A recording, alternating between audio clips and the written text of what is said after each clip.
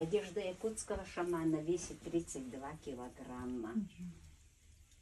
А это головной убор большого ивенкийского шамана. Василий Николаевич, муж мой Ивенк, у него в роду был большой шаман.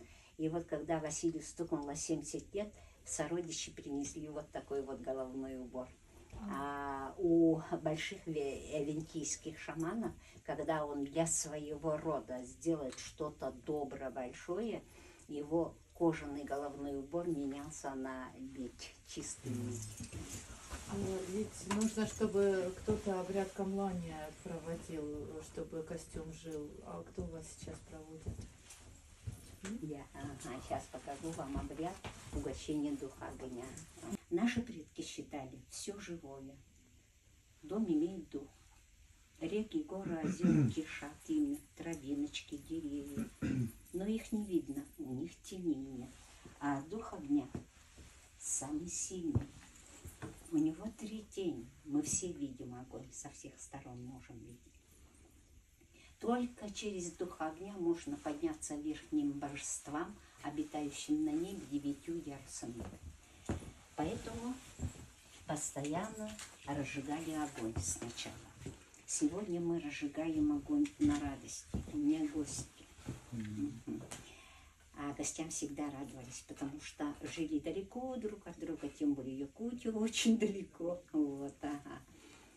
И сегодня у меня радость большая, и я разжигаю огонь. Разжигаю огонь берестой.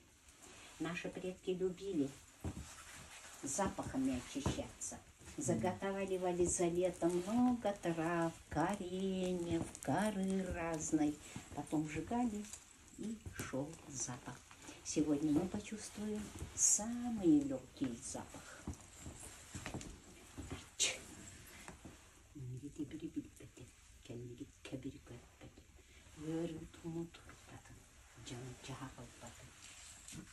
Разжигаем огонь. Теперь посмотрим, какие знаки для вас дает самый сильный дух огня. Пламя сразу высокое, высокое, толстое, идет посередине, сзади, по бокам пошел. Вот. Хорошие приметы.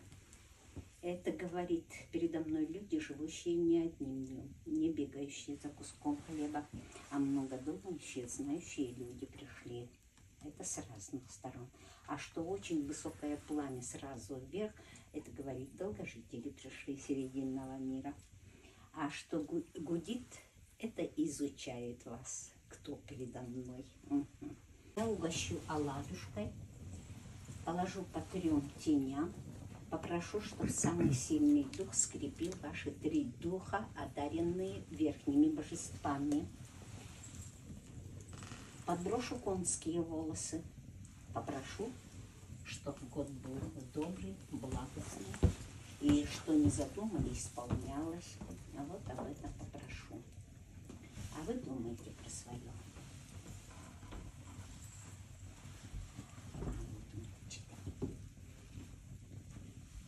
Чуть-чуть. Халартенчик. Бырчат. Катан тенери тойнен. Верен катан калюя. Кымынан ойнан севгара. Жон жомун керитчикö. Lyssnu jankuttaan kopuututa. Jalaa. Keskillä kiilikä kistää. Yölle tuhar. Itsäkel veitsilvinen.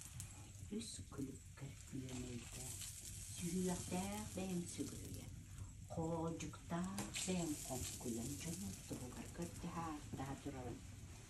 Белгажевому икону быян байдуолу сана ситихиди олоктон дохуюну ретоскайттын.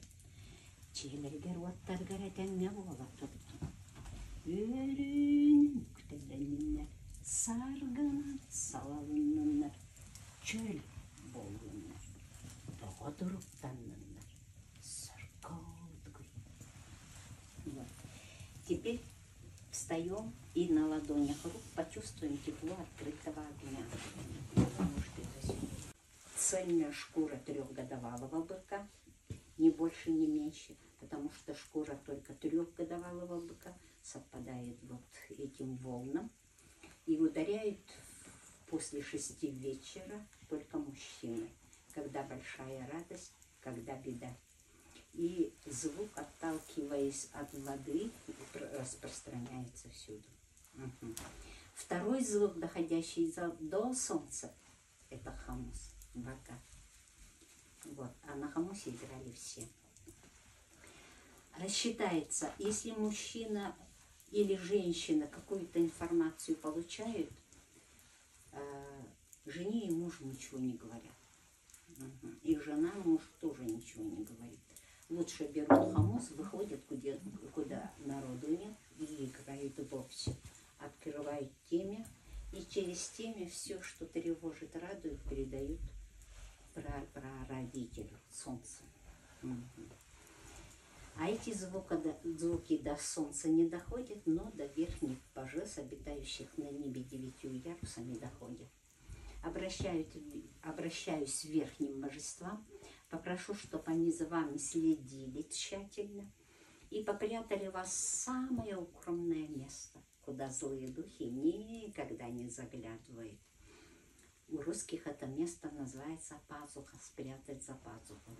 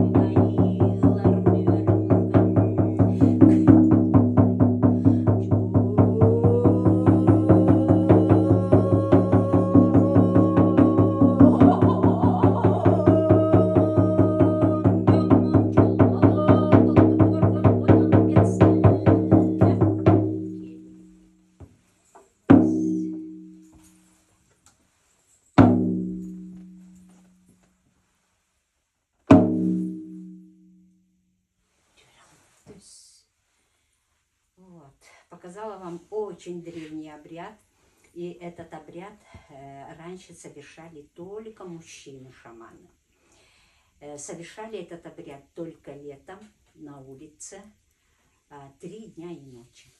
Поэтому женщины-удаганки здесь не принимали участие. Они от своего напряжения столько дней работать могли упасть в обморок по пути. Поэтому их не подпускали к этим обрядам. Потом смотрят, как упала бита. Может, села, может, на бок упала, а может, навзничь. И в какую сторону смотрит. Этим определяют судьбу пришедшего человека. Что с ним и когда это случится. Вот, поэтому считается очень сильный инструмент.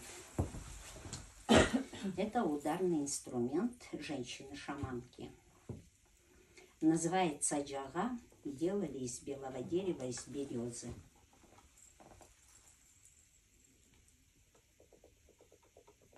Зовет своих помощников. А это птички, зверята, начали действовать.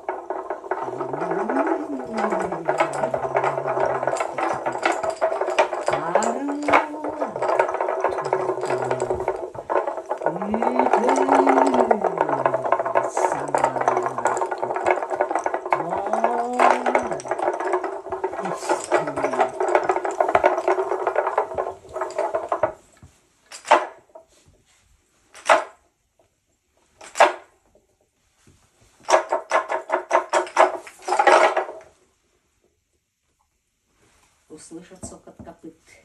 Божества, обитающие на первых и вторых небесах, одарившие людей серединного мира 3 духами, матери земли и воздуха, их скрепляют. чтобы вы были сильные, крепкие, здоровые.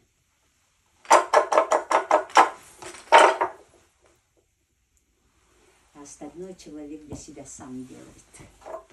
Вот.